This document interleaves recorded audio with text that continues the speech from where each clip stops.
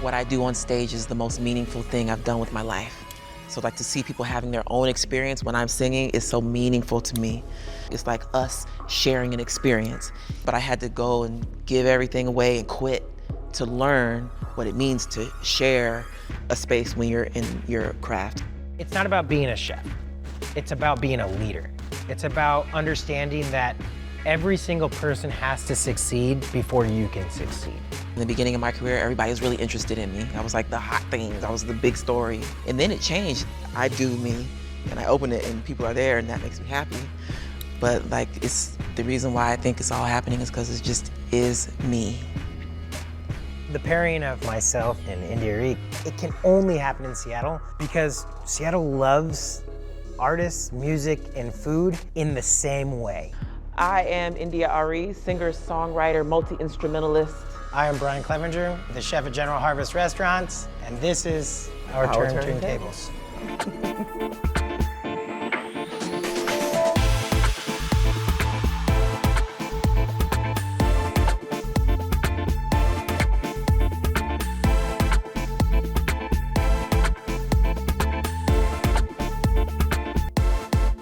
So my first song that I released was a song called Video.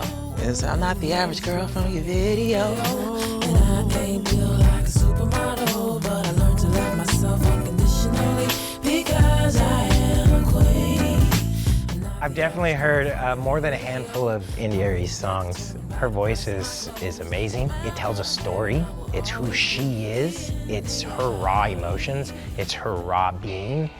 I first moved here in the early 2000s. I grew up in Anacortes. It's a small town, about an hour and a half north of here. I moved here for school and then clearly I wanted to work in Seattle restaurants, and then I moved away to Europe. I worked in a restaurant there in Lyon, and then came back and then moved away to San Francisco, worked in a restaurant there, and then again moved back, and the main draw was West Seattle. I always knew I wanted a restaurant. I knew what I wanted to do. I wanted to do something that is underappreciated in restaurants, and what's underappreciated is simplicity. I'm an extreme minimalist. I spoke to a lot of people about what I wanted to do in this restaurant, and I kept getting told, it's not gonna work. It's too simple, you need more. The decor is a little bit stark. And for me, I was like, no, this is gonna work because it is simple, but we focus on detail. We're not hiding anything. The kitchen's open because I want the guests to see exactly what we do. I want the kitchen to also see exactly what the guests do. And that way it keeps this full circle of engagement from everybody, and it allows the guests to participate in their experience of the making of the food, how the chef calls the tickets, how the server articulates the food to our guests, and this whole idea of keeping it minimal, but also engaging, and we did that. My music journey starts with my mother. I grew up watching my mother in the studio record songs. I watched her write a song on the toilet paper and then take it to the studio and go from toilet paper to record. And so I saw that a lot of times. And so for me growing up, it was normal to do. I was in college at Savannah, College of Art and Design, and about 3 months after buying my first guitar, I went to a coffee shop and I played my 2 songs I had written. And I opened my eyes and people had filled up the shop from outside because there was a speaker on the sidewalk, which I didn't know. And it was filled with people, and I opened my eyes and they were like, yeah, like that was my first round of applause. I went back home to Atlanta where I was raised. My mother saw how serious I was about my music, because music was all I ever did really. Because then my mother said, I'm gonna give you 1 year. And I don't remember this, but she says I was making my own money in 6 months. But it was just me and my guitar, so I'd get my check and it would be mine. And I had my job at the candy store in Lenox Mall for a minute, and I was playing my music. And I just always had people's rapt attention and always got standing ovations and always had people focused, and I thought I might be doing something that will get people's attention. I didn't think I was gonna be famous necessarily. I just knew I could do it on a professional level and be able to pay my car note at least. And then it just got way bigger than I expected, way bigger. I didn't think anything was gonna be like this. Okay, so this is what I want you to do. I'm in. Tap in time to my snap. Any kind of way you want. Right. Okay, that's all you have to do, okay? I'm in. Are we ready? Are we ready? All right. Okay. Wait, am I supposed to go? I'm gonna start, And when you're comfortable, come in. Okay, good. There's no wrong except for being off beat. But I you're not gonna be already off am. beat. No, you're not. You're on beat. I already lost it. No, you didn't. You're Okay, great. okay. Watch this. Okay, I'm gonna sing. You ready? Yeah. I love piano as if I were a string. I love Seattle as if I were the rain. Don't speed up on me. Just like the melodies of Stevie Wonder. Yeah. Go with the beat of my heart. Just like the lightning goes with the thunder. Signed, sealed, delivered, I'm yours. Nothing that I love more than you. Nothing that I love more. There it is. Hi, everybody. My name is Brian Clevenger, and I'm the chef at General Harvest Restaurants, and welcome to Raccolto. We have a 3-course meal planned. First course is going to be octopus with clams and chickpeas. Enjoy. I am India.Arie, and thank you. Every time. I earn those applause. I take them all every time. I am going to be singing it as my appetizer song. It's going to be a song about Seattle and Stevie Wonder, because that's just what I like. It's called Nothing I Love More. I wrote a song called Nothing I Love More. And it really is just about how the beauty of nature heals you, because Seattle has so much of it. I was living in this wonderful apartment with an amazing view, and my songwriting partner said, what we want to do is bring that view right there to this song so other people can see it through the song.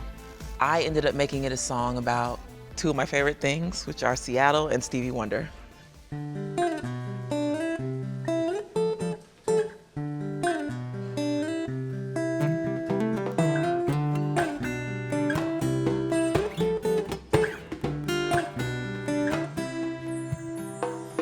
I love piano as if I were a string. I love Seattle as if I were the rain. Just like the melodies of Stevie Wonder, go with the beat of my heart. Just like the lightning goes with the thunder. Signed, sealed, delivered, I'm yours. Because there's nothing that I love more than you. Nothing that I love more. Nothing that I adore like you. Nothing that I love more. My first song that I released was a song called Video. And for me, at the time when I wrote that, it was like, I'm not what these other girls have in the industry, but I'm me. And so I was really singing about that story. But literally, the song was out on the radio, it was new, and I'd go places and people would cry when they saw me. And they would go, that song, and then I realized that everyone felt that way about something. Everybody has something that they're insecure about, and I didn't understand that until I had that experience of releasing that song. I continue to sing about that journey of self-empowerment because it is an ongoing journey, and actually it becomes more difficult when everybody's watching you. And so I always had more things to look at, and more empowerment to gain, and more self-worth. And that was my biggest lesson, to learn that my self-worth is my job. Commercial success is not gonna do it. Having literally 1 million fans is not gonna do it. It's your job, it's your internal work. And it's an ongoing process, and it's your life's work, because things are always gonna change, there's gonna be new challenges, and you need to teach yourself how to love yourself. And so I probably will always sing about self-empowerment. I probably always will.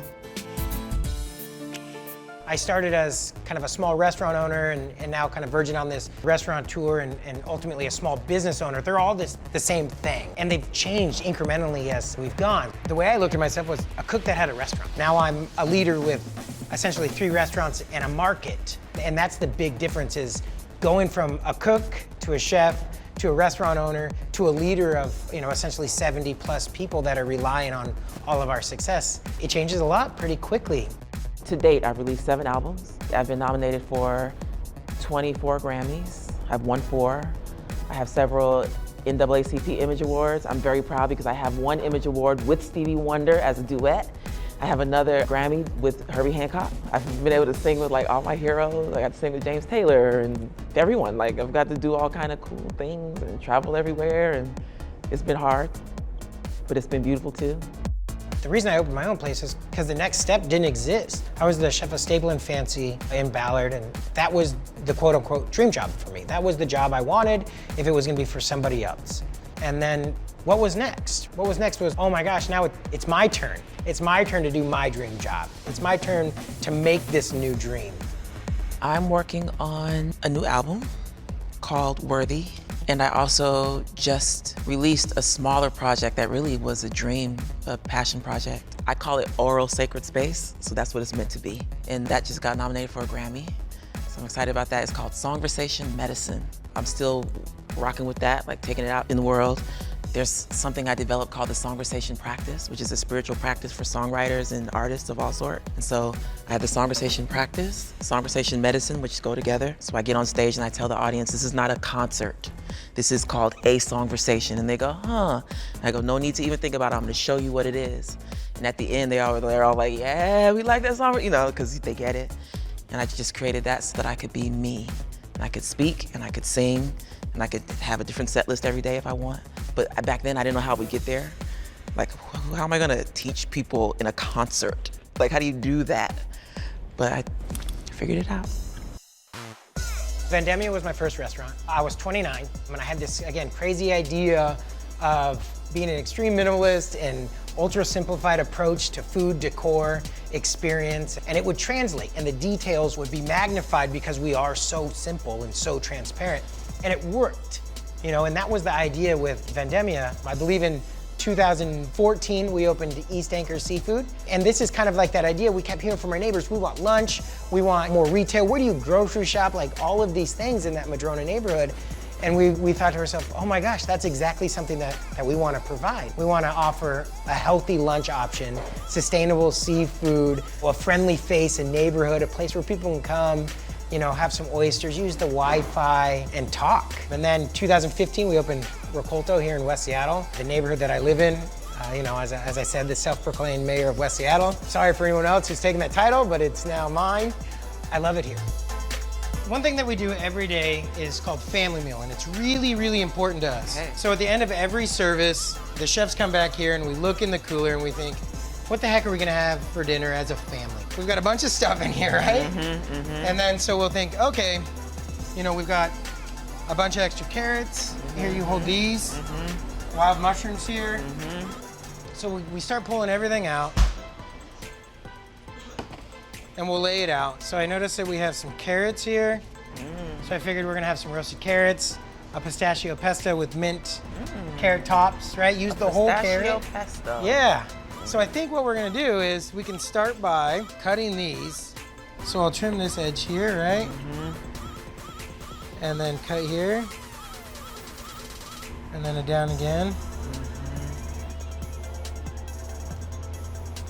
And then we'll start making a pesto at the same time. You wanna start doing that? I'll get the pesto going. Yep, exactly. That wasn't as nice as yours. That looks perfect. First try. Okay, so I've made a pesto here. I took salt. So now we've taken the tops, a little bit of mint, the pesto, salt, oil, and we'll garnish our roasted carrots with this, a little bit of creme fraiche. It's gonna stay bright and healthy. We'll put some lemon zest in there as well. So it's gonna be perfect from there. Then our pasta we extruded. I want to eat that just like that. You're going to. It's gonna be part of our family meal. Welcome to Raccolto. All right, next course we have black cod with Brussels sprouts and celery root. Enjoy. This song is called Flowers.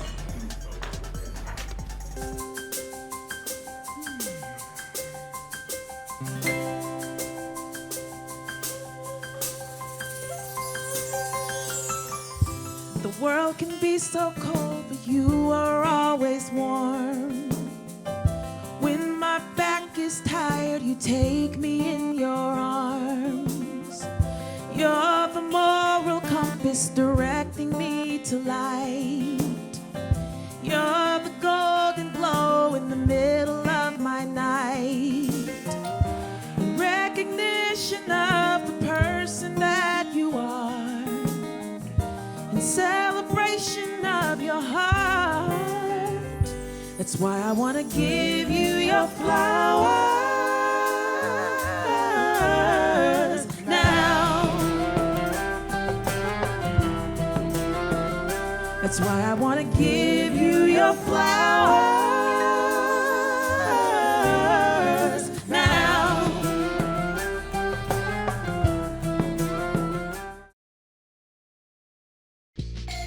Seattle was my chosen cocoon. I came in 2001 and I played on the pier.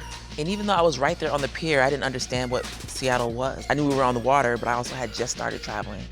So I didn't get that Seattle had a world-class beauty. And then I came here many other times on tour. I played the Paramount, I played the Moore several times, and I still didn't see it because I was just working. 2010, we did an open door performance at Benaroya Hall, and I saw it. I saw Seattle. And I was like, as soon as I get some time, I'll come back here to chill in Seattle. And then my life fell apart, like just all the way apart, whole nother conversation. It was like rock bottom. I was like, there's nowhere worse it can get. So I'm gonna just go ahead and take care of myself and take some time off and sleep and take baths and chill and get myself together. And I remembered Seattle and how it was to be by the water, because you can't be by the water in Malibu is all the money in the world. Being by the water in New York even is all the money in the world.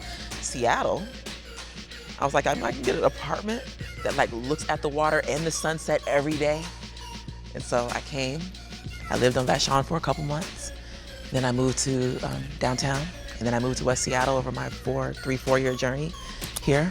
I chose it because I thought it was gonna be a fun place to be and I could get a little bit of anonymity and be by the water. And then it ended up being my chosen cocoon. I wrote 2 albums here. I recorded Open Door here. And then when Open Door crashed and burned, I wrote my next album called Songversation here in my apartment right here on First Avenue, overlooking the sunset every day.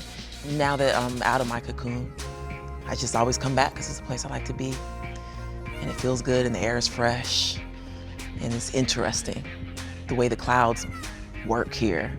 Like a whole mountain range can be hidden right behind the clouds, and the bright sun is out. There's just a little clouds, and you don't know there's a whole mountain range behind there. And then one day you see all the mountains, and it's like magic, you know? And the sun turns orange sometimes, and sometimes it's red. And, you know, like you watch it set at different places on the horizon, and walking on Alki, like all the things that when I just need to reset myself, Seattle's a place I like to come.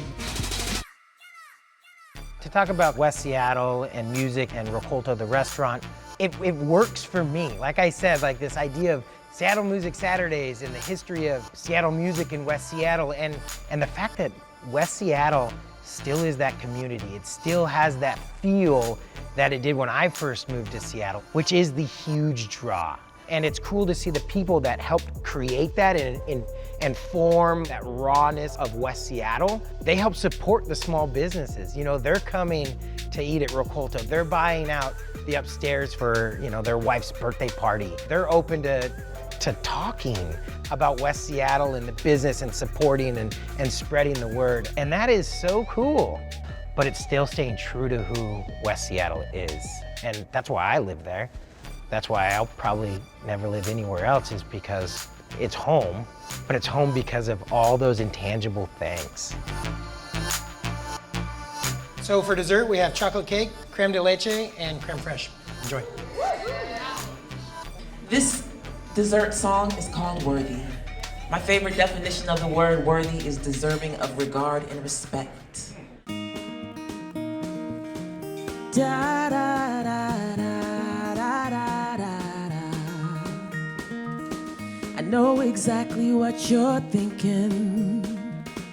I've had those thoughts a million times. I can see the question that's behind your eyes. Oh, you're searching for your peace of mind. Now listen up to this truth. You are me and I am you. Every one of us is worthy. Baby, girl, worthy woman. Every one of us is worthy. Baby, girl, worthy woman. Every one of us is worthy. I know your life, I felt your pain. I know your joys and your shame. Sometimes it feels like life walks over you, or like you're a penny on the ground. Everybody, welcome to Family Meal. So this is something we do every night after service. We all get together as a team, talk about how everything went, kind of open the floor for discussion, and say thanks. This was really fun for me and the team, and thanks for coming. I didn't know what to expect, and it was even better than I could even anticipate. Your voice is amazing, and you made the place beautiful, and everybody, so I want to say thank you, and open the floor to everyone eat together as a team and as a family. And again, thanks for joining us, so enjoy. Thank you.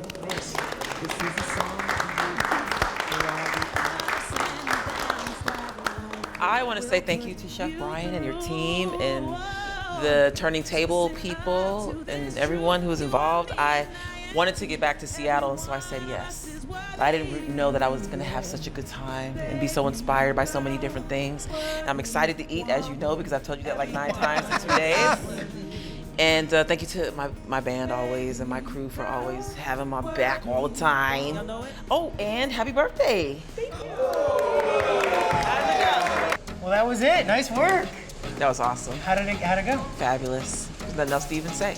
Perfect. I loved it. I love singing in the space. I love the way the space made the sound. Yeah. I loved it. It was really, really nice. I think everyone got that moment that we kind of spoke about before of like getting their complete attention and their open heart and emotion. And I think we and the majority of you, to be honest, filled it. It was magical. It was really, really cool. People were feeling it. It was good. Especially me. Yeah, well, especially everybody. That's good to know. I can for sure say that my favorite song was the Flowers song. The tie-in of the worthy and bringing that ideal of like hearing your name sung through the wind. It just lifted my spirit. So it was all good. It was all good. To feel that genuine love from someone like India is life-changing. It's healing, and to be a part of this today was a dream come true for sure. Ooh, entree number 2. Okay, that was delicious. So good. It was flavors put together that you wouldn't imagine to be together, and it was perfect. I want to eat like that every day. You know, Seattle's just a unique place. We are all about food and we're all about music. You know, we call Seattle the city of music. And then, you know, when you think about the Pacific Ocean here, when you think about the chefs that are from here, when you think about food, at least when I do, I think Seattle. Music, Seattle, that's why it happens here. It was amazing. I'm totally in awe of her incredible voice, and this event was so cool.